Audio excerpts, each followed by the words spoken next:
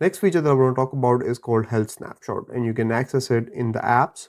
So scroll down, go in Health Snapshot, and here you will see that I have one recording previously.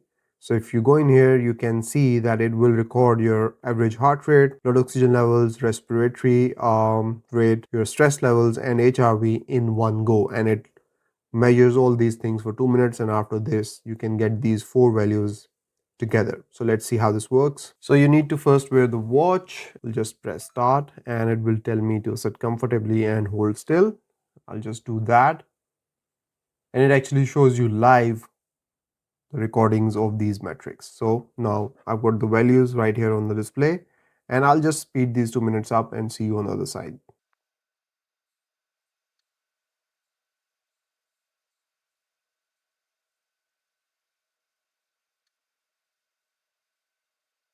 So after 2 minutes, it will show you your heart rate, your blood oxygen levels, your average respiratory rate, your stress levels, and your HRV in one go.